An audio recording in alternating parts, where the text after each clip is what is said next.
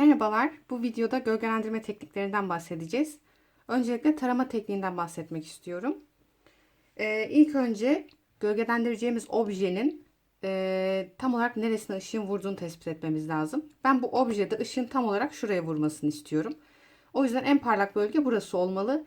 En koyu bölge de burası olmalı. Burası da orta tonda olmalı. İlk önce şuradan başlıyorum. Elimde Big Point'in 2B kalemi var. Şu şekilde tam olarak düz çizgiler çizmiyorum ki silindirim düz görünmesin. Yani ona bombeli bir görüntü vermek istiyorum. O yüzden şuradaki elipsin formunu koruyarak tarıyorum.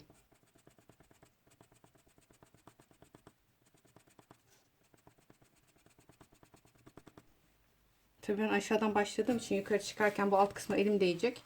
O yüzden üst kısma çıkıyorum ve buraya peçete koyuyorum ki gölgeleri dağıtmayayım.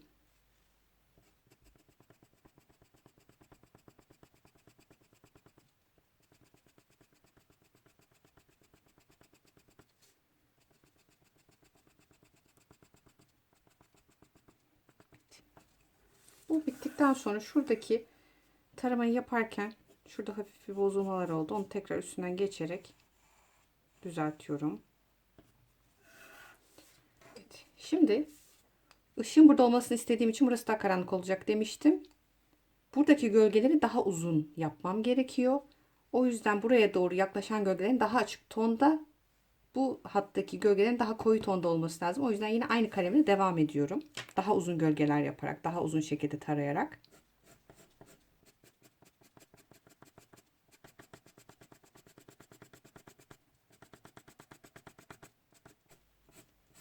Burada birazcık tararken düz çizgiler çizdim ama bunu yapmamam gerekiyor. Yoksa silindirim bombeli olarak görünmez. Şu çizgiyi takip ederek yapmanız gerekiyor.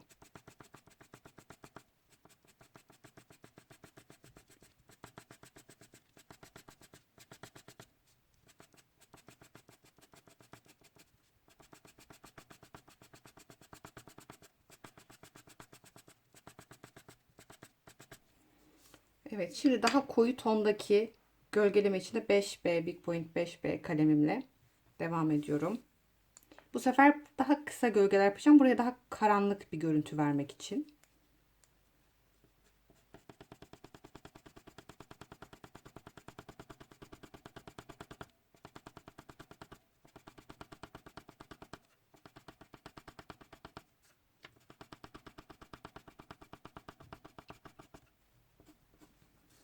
Burada yine aynı şekilde bu dıştaki hattın üstünden geçiyorum ki hem tararken yaptığım şu noktalar yok olsun, hem de dış çizginin içerideki gölgeden daha açık renk olmaması lazım.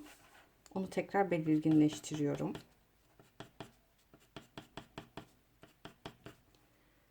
Üst kısmına gelirsek, ışık yine buradan vurduğu için şurası ve şurasının karanlık olması lazım. Bunları da aynı şekilde, yine elimde 2B kalem var. Burası düz bir zemin, istediğiniz gibi hareket edebilirsiniz.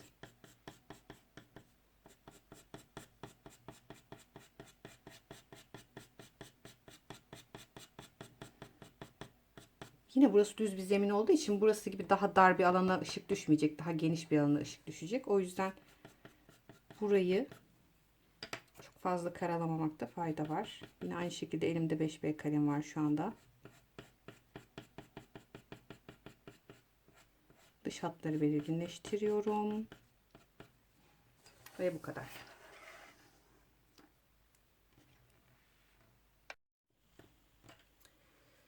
Şimdi de yayma yöntemini göreceğiz. Yayma yöntemi için elimizde bir pamuklu çubuğa ihtiyacımız var. Yani bu işi amatör olarak yapıyorsanız pamuklu çubukla bunu yapabilirsiniz. Parmakla yayma yöntemi de kullanılıyor ama ben onu çok önermiyorum. Onu neden önermediğimi size birazdan göstereceğim. Yine objem üzerinde ışığın nereden vurmasını istediğimi tespit ediyorum. Bu sefer tam olarak soldan vurmasını istiyorum. Yani burası tam olarak karanlık kalmalı. Tam olarak karanlık kalacağı için orayı direkt 5B kalemiyle, daha koyu bir renk çünkü, gölgelendirmeye başlayabilirim. Bu sefer yayacağımız için çizgilerinizin birbirine değmesi, çok kusursuz olması çok da önemli değil. Çünkü zaten buraya bir pürüzsüz bir görüntü vereceğiz yayarak. Sadece kalemi kağıdı çok bastırmamaya çalışın. Bastırırsanız kağıdın üzerinde iz oluşturursunuz. Bu da resminizi kötü gösterir. Şimdi bunun yarısı karanlık, yarısı aydınlık olmalı. Ama ondan önce buradaki hattı güçlendiriyorum ki arada kaybolmasın gölgeleme esnasında.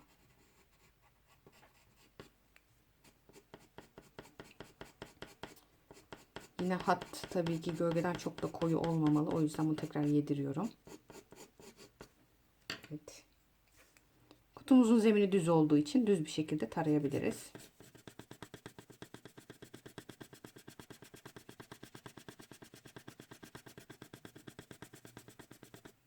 Biraz daha koyu yapmak istiyorum burayı.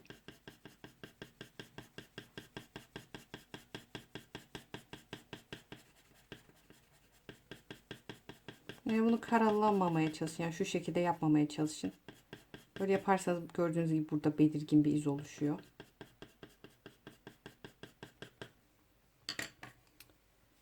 Yine zemin tabii ki yarı gölgeli yarı gölgesiz olmalı. Şu kısımda böyle aynı gibi, hatta yani şöyle çapraz gitmedi gölge. Buradaki hat nasıl böyle gidiyorsa gölgenin de aynı şekilde hareket etmesi lazım.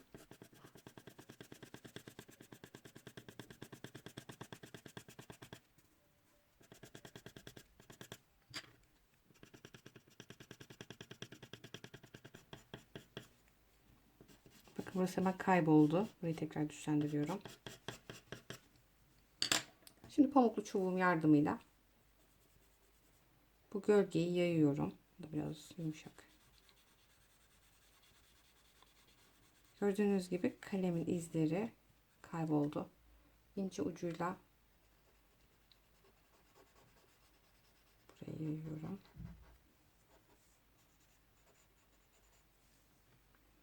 Buradaki gölgenin giderek yok olmasını istiyorum. Belirgin bir şekilde bitmesini istemiyorum.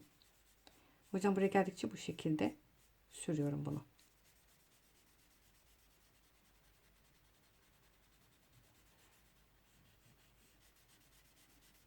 Gördüğünüz gibi benim kalem izlerim bile tam olarak yok olmadı. Biraz bastırmışım. Bunlar tam olarak yok olursa çok daha güzel durur. Hat çizgisinin üstünden çok geçmemeye çalışın. Onu yok etmeyin.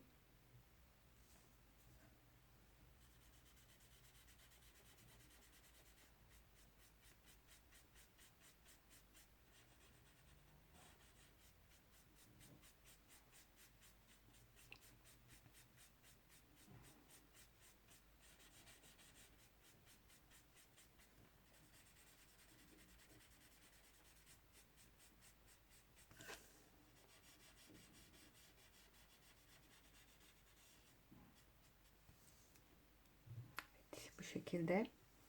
Şimdi bunda size parmakla yaymayı göstereyim. Bu sefer de ışığım tam olarak sağdan vursun. Ama dikkat ettiyseniz bu kutu çapraz duruyor. Bunun gibi düz durmuyor. O yüzden burası tamamen karanlık olacak. Evet, ama bunun da yine bir kısmı gölgeli olacak. Bu da bu ortadan itibaren aydınlık ve gölge şeklinde olacak. Karanlık kısmı gölgeliyorum. Bu sefer çok bastırmıyorum ki kalem izlerim yok olsun.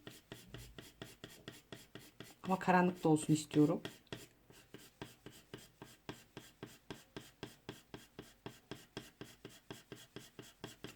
O yüzden belki daha koyu, yani 8B kalemini kullanabilirim burada. Biliyorsunuz bu kalemlerin numarası arttıkça B'lerde. Yumuşaklık artar ve dağılma daha kolay olur. Daha koyu renk olur.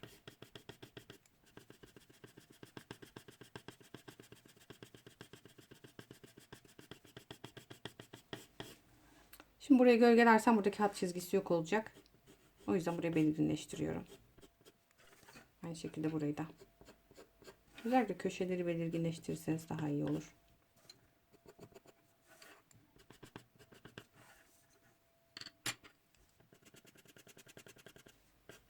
Bu sefer daha yumuşak bir kalem kullanmak istedim.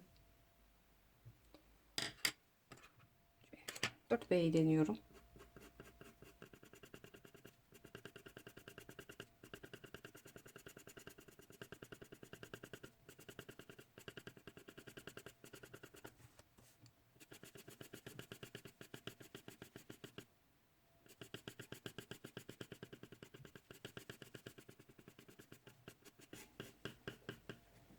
gölgenin orta yerde birazcık bitmesi lazım. Yani keskin bir çizgi olarak gölgelendirmenize gerek yok. Şimdi parmağımla dağıtmaya başlıyorum.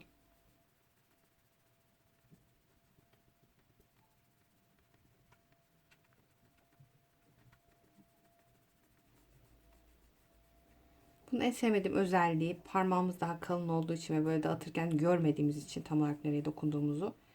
Bu şekilde kağıdı kirletiyoruz ve hat çizgilerin üstünden geçtiğimiz için onları da silik bir hale getiriyoruz. Ve ya bu şekilde dağıttıktan sonra o hat çizgileri belirginleştirmek orada daha keskin bir görüntü oluşturuyor. Mesela şu köşeyi dağıttım.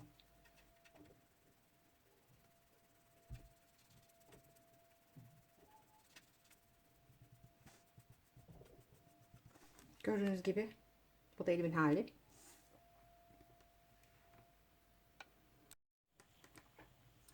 Şimdi çapraz tarama yöntemine bakacağız. Yine aynı şekilde ışığımın nereden vurmasını istediğimi tespit ediyorum. Sağ üst köşeden vursun. Yani en karanlık yer, yine burası hiç ışık görmeyen alan. Burası bu şekilde gölge alacak. Burası aydınlık olacak. Burası da aynen bu şekilde gölge alacak. Çapraz tarama yönteminde ilk yaptığımız tarama gibi çizgilerin çok ince ve birbirine yakın olup birbirlerini örtmelerine gerek yok. Daha aralık olabilirler çünkü çapraz bir şekilde tarayacağız. Birbirlerini kapatacaklar. Şu şekilde. Biraz daha aralıklı. 4B kalem var elimde.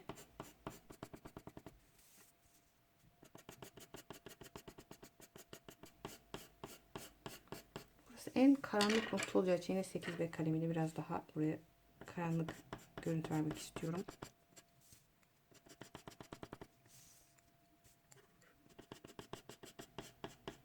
Evet, gördüğünüz gibi şuraya biraz taşırdım.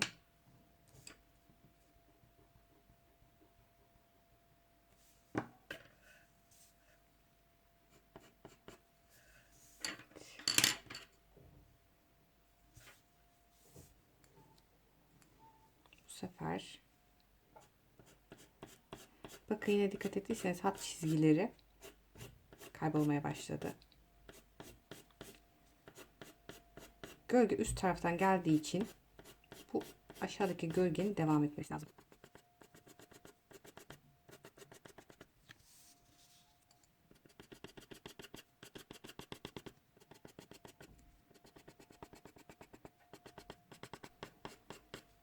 Bu şekilde bu çizgileri bir ortaya doğru hafifçe getirin ki gölge geçişi gibi görünsün. Çünkü bunda geçiş veremiyoruz tam olarak. Yine karanlık olmasını istediğim yere 8B kalemimle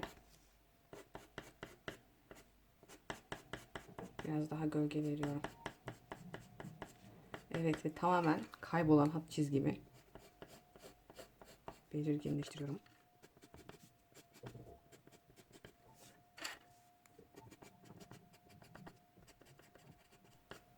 Evet. Yine aşağıdaki şekli üst tarafa da uygulayacağız.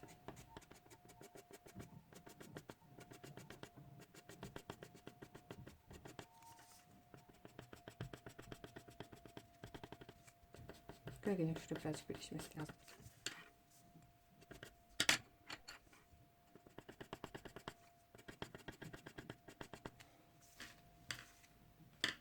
Evet, şimdi size göstereceğim gölgelendirme teknikleri bu kadar. Şöyle hepsini yan yana koyayım. Çapraz tarama, yayma. Bu pamuklu çubuk bir aparat kullanarak, bu da parmakla yayma. Bu da tarama yöntemi. İzlediğiniz için çok teşekkür ederim.